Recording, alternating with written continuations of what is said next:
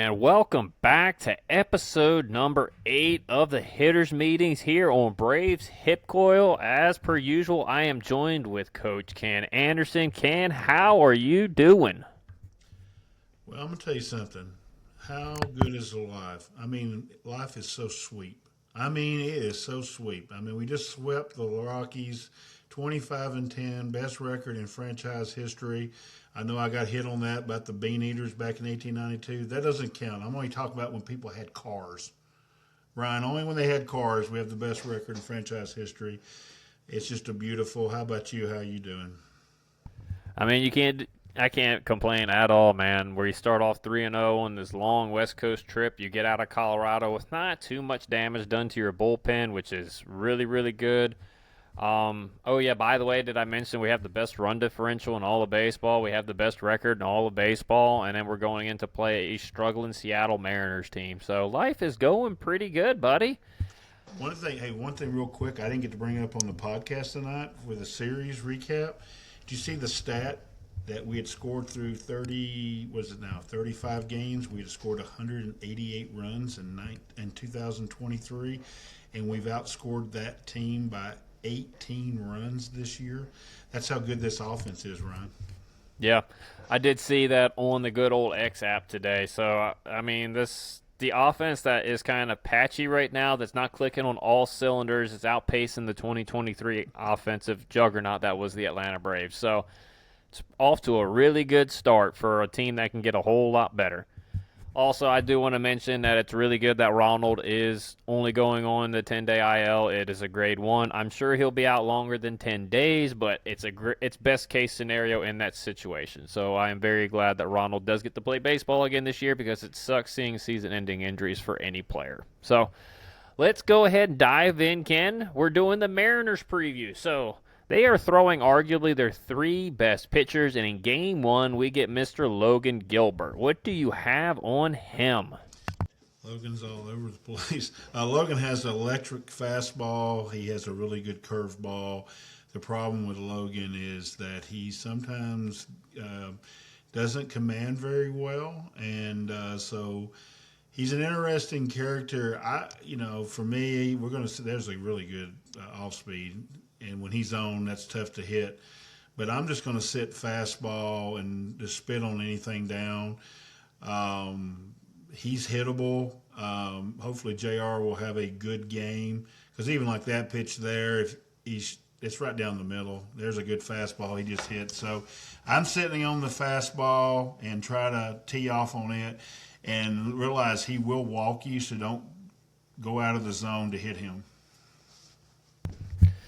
Yeah, Mr. Gilbert does not have the greatest of command. I'm going to keep it a buck 10 with you, chat. So let's go ahead and dive into his arsenal. He has a four-seam fastball, a slider, a splitter, a cutter, a curveball, and a changeup. So he does have the kitchen sink. Mr. Gilbert doesn't have pinpoint command at all. He has the tendency to locate his fastball up and into righties and up and away to lefties. He also tries to keep the curveball low and away to right-handers and back-footed to left-handers. That is pretty much his command. And when I say command, it's loosely because it's in just a general vicinity. It's not pinpoint like Greg Maddux, all right? So left-handed hitters, you can eliminate the curveball. I mean, you can pretty much read that out of the hand. He's going to try to back foot it, but I mean, I'm gonna for you guys, we're gonna hunt a different window. Right-handed hitters, you can eliminate the cutter and the changeup as it is a combined 8% usage to you guys. So there's no reason for you to hunt something that is going to be a combined 8%. So just go ahead and eliminate that.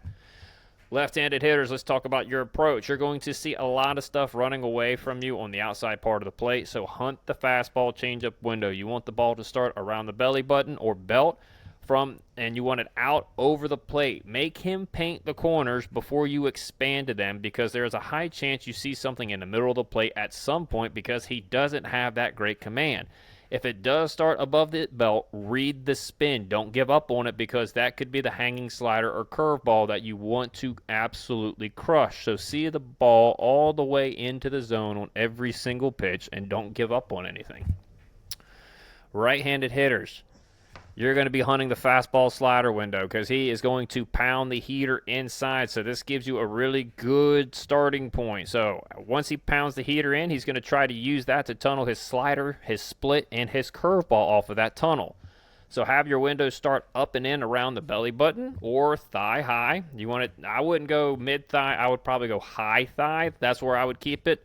And you want to go from the inside corner to the outer third of the plate. Main thing you want to do is see the ball up. That will allow you to get a good gauge on what's coming into the zone, and you'll be able to adjust to the off speed or the breaking ball that's going away from you. Ken, that is what I got on Mr. Gilbert. Do you have anything else? It's spot on, spot on. You got to get the ball up against Gilbert and spit on anything going away and down from you. And you saw the Oakland hitters have a problem with that. So if we'll have good pitch recognition and where the zone is, we should be all right. We're talking to you, Austin Riley. Don't be chasing. So he'll give you a fastball, and as you found out off of Dollinger, you can hit anybody's fastball out of the ballpark. So be looking for it. Austin, honey, I just want you to do one thing. Just put your direction in correctly. For God's sakes, have your direction going to right center field and stop guessing. Stop getting antsy at the plate. Just see the ball deep into the zone and put your good swing on it. Stop thinking so much, please, because you're right there. You're right there. You had a great series, and you just can't get consistent. I need consistency from you, buddy. But anyway, on to a better note. George Kirby is going in game 2. Arguably, Ken, I think he is their most consistent pitcher overall over the past few years, and I think he may be their best one. So what you got on Mr. Kirby? He's definitely one or two. The guy we're going to talk about after that, I'd almost put him above him. Well, at least with the ability. But you're right. George has been the most consistent of their pitchers. He's thrown lights out. Last year, we played him in a game with Chris Sale, and it was a beautiful pitcher matchup. This game, he gets Bryce Elder, and Bryce should be able to match him pitch for pitch, so it should be a good pitcher's deal. So because of that, hitters, listen, we're not trying to score 8 runs in this game. We're trying to put runs on. Get him to get the ball up. He wants you to hit it into the ground. He wants you to hit ground ball after ground ball. Get the ball up so you can hit that. And that pitch there is hard to hit, but our hitters can hit that high fastball. So we'll see how George approaches this game. I think he's going to try to throw his sinker and his sweeper a little bit more, that pitch there, to try to get ground balls. But, of course, I'd like to hear what you got to say because he's definitely a tough ride. Yeah, there's no doubt this dude can pitch, and he's got really good stuff. So let's take a look at the arsenal. He's got a four-seamer, he's got a slider, he's got a sinker, he's got a curveball, he's got a changeup, and he has a cutter and sweeper that he will occasionally see every once in a while. It just depends on movement profile, which one it is. Left-handed hitters, you're going to see the kitchen sink. So because he doesn't really have a put-away pitch against you guys. So that is one positive, but the negative is you're going to get everything thrown at you. Right-handed hitters, it's going to be pretty simple. He's going to come at you with a fastball, a sinker, and a slider pretty much exclusively. So it's a much easier game plan for you guys, but that is a 3-way tunnel. And what I mean by that is the fastball is going to be one plane, sinker's going to be another plane, slider's going to be the other plane. So it's going to be like a little triangle, and that can be really hard for any hitter to gauge that. So let's go ahead and dive into the lefties, Ken. The one guarantee is that he's going to try to pound the top of the strike zone in the middle with his fastball in order to establish his tunnel. So for me, you want to hunt that fastball exclusively. It's going to allow you to adjust to the rest of his secondary, whether he tries to throw the changeup off of that down and away or back foot the curveball. It will be important, once again, to see every pitch into the glove because he will try to front door the slider as well. So if it pops out of the hand and it starts up and away out here, don't give up on it because that may be the pitch that you can hit and it hangs and you don't want to take that pitch. So stay focused on the strike zone, and I would, again, hunt your tunnel, hunt that fastball that starts middle of the zone and up, but don't give up on anything that pops out of the hand because that could be the hanger, and you don't want to miss that pitch. Right-handed hitters, you're going to see 3 pitches, fastball, sinker, and slider. He is going to pound all 3 of them on the outside part of the plate with the exception of one. The sinker may run inside every once in a while. You cannot give up on any pitch, even if it starts away off the plate, because it could be the sinker, which is going to run right back onto the plate. So for me, choke the shit out of the plate because he won't go inside much. And if he does, make him earn your respect in there before offering anything inside. You want the ball up and on the outside part of the plate. Anything starting below the high thigh, take it until you get to 2 strikes. Spit on the sliders going away unless it is hanging in the zone. And if it's hanging, it's going to pop out of his hand and it's going to start at you and up above the zone. That's the one you want to take, and that's the one you want to absolutely crush. The only time, and that's the only time you should offer it. Every other time, if it starts middle, it's going to break away off the plate, or it's going to be down and away painted, and it's going to be a strike. So there's no really need in wasting a 0-0 pitch, 0-1 pitch, 1-1, or 2-1 swing on that pitch. So, Ken, that is what I got on Mr. George Kirby. Do you have anything else? That's pretty spot on. Like I said, I want to definitely try to get the ball up from him because he wants to get a lot of ground balls, and I want my left-handed hitters to hit the ball middle backside for sure and drive that gap. So right now, Drake and Michael and Matt have great swings right now. Everything is perfect middle backside. Stay with that approach, and hopefully put a few runs. And if Big Texas does like we think he will, we can win the game 4-2, 3-2, and get out of there with a victory. Yeah, the really interesting thing on George Kirby is this is going to be an interesting matchup for the lefties because his splits are reverse. He's actually doing better against left-handers than he is doing against right-handers. So, I'm going to say this right now: our left-handed hitters are not your average left-handed hitters. You're looking at 3 potential MVP candidates right now in the National League with those 3 guys. So it's going to be really interesting how he attacks those guys, and I'm looking forward to that matchup. Hey, But real quick, did you see that? I know you watched the A's video too. Their left-hand hitters try to pull everything against it. Like, you cannot try to pull him. Got to hit the ball backside. So you're spot on. Hopefully our left-handers will be ready to go Tuesday. And I think a lot of the breaking stuff those guys are going to see is going to be below the zone and back-footed. I don't think he was really trying to come in and hang anything inside where they can pull it out of the ballpark. So that's why I really wanted them to hunt that fastball changeup window so it keeps them back and driving the ball the other way into the gap. So that was my plan. Moving on to Game 3, we got your favorite guy, and he is very intriguing. I'm not going to lie. Mr. Bryan Woo. Ken, talk to me about Woo. He's my favorite pitcher on the team, and I would love for him to be an Atlanta Brave because he starts every pitch here. And if it's a four seam, it's got a little giddy up. It doesn't look as fast, and it gets up on you, and here it comes. And then he throws this sinker that does this, and then he throws this sweeper that does this. So every pitch starts here, and you got a second to figure out what is he actually throwing. And to me, he's the toughest ride. I hate getting him in a day game as well. I think it's a big advantage for him. There's that. I mean, that's just, it's nasty. Every pitch is coming in the same center and then it explodes to one part of the plate or not.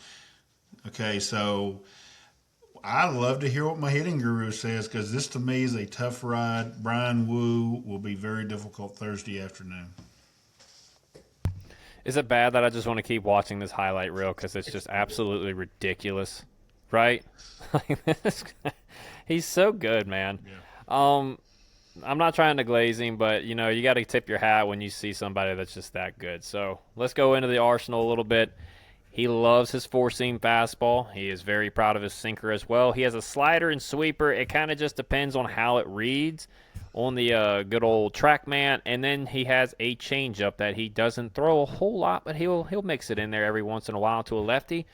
So, guess what we're going to see a ton of, Ken? We are going to see a lot of fastballs. There's no question about that. Right-handed hitters are going to see a mix of the four-seam and sinker because he likes to run the sinker, as you saw on the video, inside to right-handers. Left-handers are going to be exclusively the four-seam fastball. So my approach for the left-handers, look, I know he doesn't throw the changeup much, but I want y'all to let me explain real quick. So I want them to hunt the fastball changeup window. You want the ball to start belt high to high thigh from the outer third of the plate to the inner part of the plate. This is going to allow you to read the spin from the sweeper and slider if it pops out of his hand and hangs because you're already looking in that window. And if he throws you a slider that starts middle, it's probably going to run off the plate inside or break down below the zone. So it's not going to be a pitch that you really want to offer at anyway. So hunt that window. It's going to keep you on the fastball. It'll keep you on the few changeups that he throws, and it's going to allow you to hunt the sliders that you actually want to hit. Right-handed hitters. He wants to establish the fastball at the top part of the zone with the four seam and run the sinker in off the plate off of that and the slider off the tunnel away from you on that. So hunt the four-seam fastball, middle of the plate, belly button to high, thigh high. This will keep you on the breaking balls away. It's going to keep you on the sinker running in unless you see a breaking ball pop out of the hand. Starting at you, spit on every breaking ball early in the count. Because if it starts middle, it's going to break away off the plate. Don't even offer at it. You want to see it pop out of his hand. You're going to see a lot of fastballs, so you might as well hunt it. Ken, that's what I got on Mr. Wu. Yeah, he's my favorite pitcher. I know this is the hitter show, but let's talk about the pitcher on the other side. Grant Holmes has been nibbling. I think this is his effort game where he just goes in and says, look, I have really no shot today. It's a day game. Wu's going to shut us down. So let me just see if I can't figure out how just to throw strikes and not nibble. I want to see Grant do that. I'm talking to you, Grant Holmes. Show us your A game. Who gives a rip? This is the game everybody in Vegas will tell you we're going to lose. So go out there and have fun. Throw the ball with conviction. Don't care about how many runs you're giving up. Show us your best fastball because whispers, the Mariners lineup's not that good. So maybe we can shut them down and get a victory out of there. But you're spot on about Wu. He'll be a tough ride. And for a team that loves to hit fastballs, well, here you go, boys. You're going to get to hit a lot of them. Yeah, I am. Is it bad that I think we have a really good shot to do damage against all these guys? Now, I'm not saying we're going to put up 6-7 runs a night, but I think we can get 3+ a game off of these guys. I think we match up pretty well with these guys. Look, I know we're hurt, but with the way the guys have been swinging the bat, we're getting some reinforcements coming back, and I mean the way the top four are swinging the bats right now: Dubon, Baldwin, Olsen, Ozzie Albies. I mean, they're all swinging the bats extremely well. Riley was looking a little bit better. I kind of like the matchups for our guys. So it's going to be interesting. It's not going to be easy by any meaning. It's not going to be easy, but I am interested to see how we do because I think we could do really good. But we're moving on to the bullpen, Ken. Do you want to start with the lefty or the righty? Let's start with the righty just because he's almost Brian Wu with those harder. All right. You heard the man. We're starting with the closer, Andres Munoz. Ken, what do you have on this specimen? All right, Andres is an interesting character for a closer. He's going to throw the exact same thing as Wu. Here it comes, and you got to decide, is this the fastball, or is this the sinker, or is it that pitch? And he wants to throw that pitch, the slider, over and over and over. I looked at some of the numbers, and I know Ryan looked at them too, like a 50% slider. I don't believe it. I think it's higher. He wants to throw you the slider. So, guys, we never tell hitters this. I'm going to hunt the slider. And I know he's got a 100-mile-an-hour fastball, but I think that he don't have the kahunas to throw it 3 straight pitches. That's his fastball there. It's beautiful. And Josh Young's wrong. That was a strike. But hunt the slider, in my opinion. I don't know. You may disagree, but I'm looking slider. I'm going to try to do damage on it. By the way, that was a beautiful Expelliarmus if you saw that.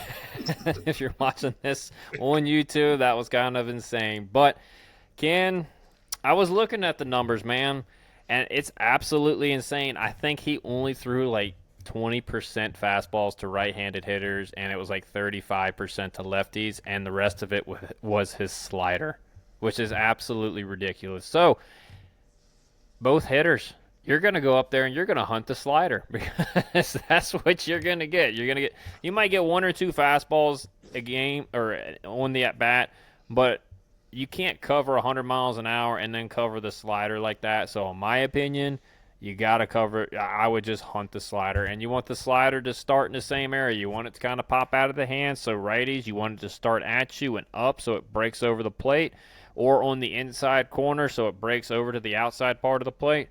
Lefties, you want it out of the hand, you want it starting off the plate and up or on the outside corner so it breaks down and into you. But you got to make sure it doesn't start below the belt because his slider falls off the daggum table. So you got to, if it doesn't start belt high, let it go. And with 2 strikes, I mean, you got to change your approach a little bit because it's 2 strikes. You're going to have to sit fastball and adjust.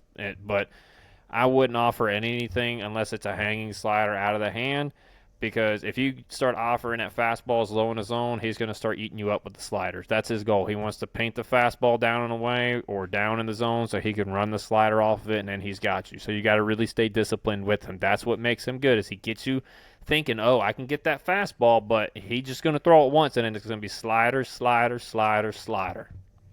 Ken, that's what I got on Mr. Munoz. You got anything else? That's 100% accurate. That's exactly how you got to approach him. So hopefully he'll be in a mop-up role, but let's go get him. And for the lefty, Ken, we got Mr. Gabe Spire. What you got on him? I love Gabe Spire. For Braves fans, he's Jose Alvarado, but he can't throw it as hard.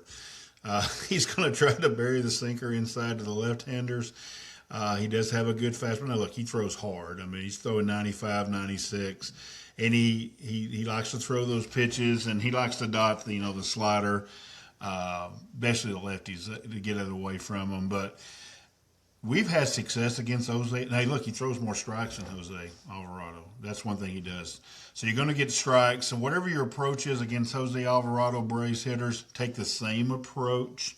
Have some success. I'm looking at you, Ozzie Albies. You're going to go through that part of the lineup. Baldwin, Albies, Olson, Harris. Ozzie, do damage here. Get a big hit. This is your guy. Have a big day against Gabe Spire. How about you? He's nasty, man. He is, and he's only got 3 pitches, but they're 3 really good pitches. He's got the fastball that plays anywhere from 95 to 97 on a day. He's got the sinker that's really good run into lefties, and he'll run it away from right-handed hitters. And then he's got the slider that averages around 84 miles an hour that absolutely falls off the daggum table. That's a theme for these Mariner pitchers. They have sliders that fall off the table. So lefties, he's going to try to keep the sinker in on you. He's going to run the 4-seam away, and that's going to set up the slider tunnel. Right-handers, he's going to run the sinker away from you, the 4-seam into you, and that's going to set up, guess what, the back foot slider. So you guys are going to get the same tunnel from both sides of the plate. He's going to attack you both the same way. Left-handed hitters, for me, I want you guys to hunt the sinker slider window because that sinker is going to come into you and you need to be ready for it. You want the ball to start belly button high to thigh high just because, not thigh high, but high thigh high. And from the middle to the inner third part of the plate. This will keep you on the 3 pitches, the slider, the fastball, and the sinker that you should offer at if it's going to start at you and off of the plate. The sinker, you want it to start middle or middle away. That way it breaks back. And then the fastball is going to go right to the outside part of the plate. But anything that has spin that is starting middle away, you have to lay off of it because it is going to be a ball. So make him paint the outside corner before you even think about offering at anything else. Ken, that is what I got for the left-handed approach. Let's talk about the righties.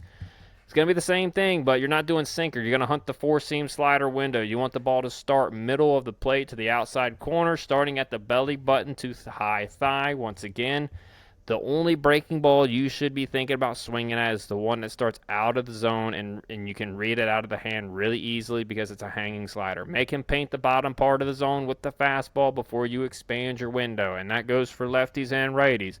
Make him paint the bottom of the zone before you offer it anything else. Get the ball up. That's when you can read the slider, that's when you can read the sinker, and that's when you can get to his other pitches. Ken, that's what I got on Mr. Spire. Yeah, like I said, I have the same approach I do against Jose Alvarado. Keep that same approach, and I think you'll be fine. All right. I forgot to do this earlier, but let's review our picks to click from the Colorado Rockies. Ken, Matt Olson went 4 for 12 with 2 bombs, 3 stakes, 5 runs. He had a couple of walks and a couple of doubles. Big Thick finally had a nice series, Ken. He hit over 300, chat. He went 4 for 11 with a dong, 4 steaks, 3 runs, a walk, and oh, by the way, he has wheels. He stole a base, baby. He had a good series. How did you like those two guys?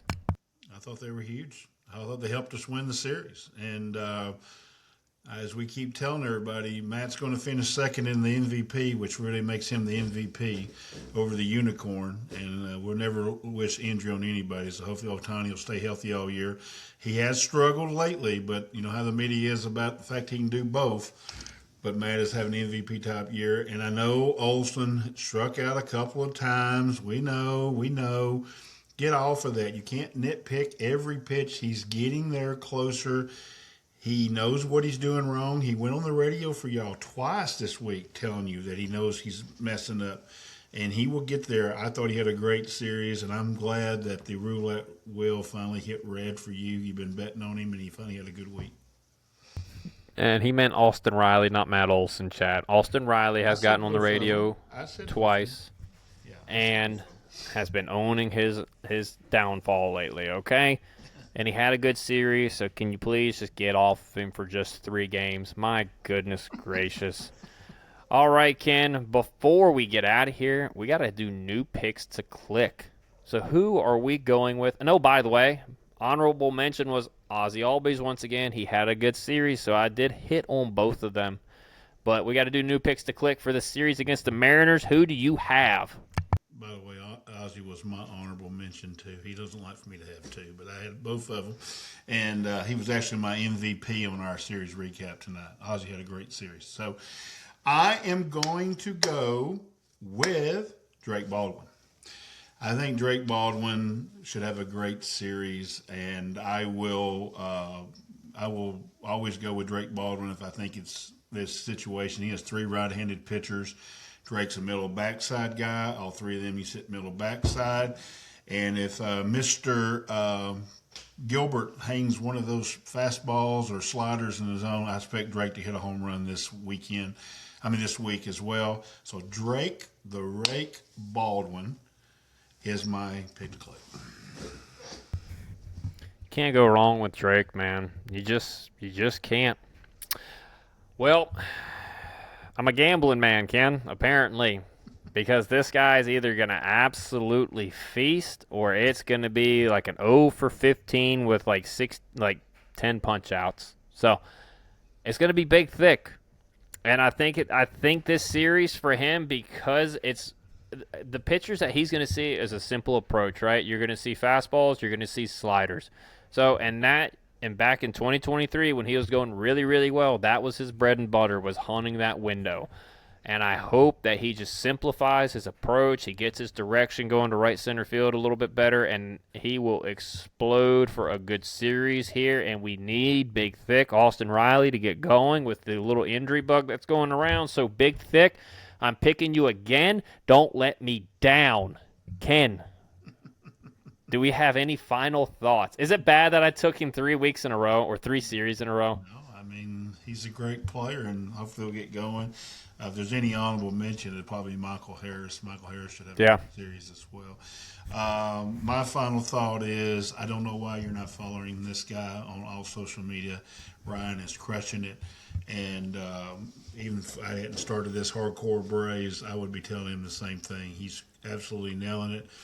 And so remember, always go to Braves Hip Coil and Hardcore Braves and Disgusting Homer, because I can't be more proud how he's hitting it. And, good job, buddy, and just keep up the good work.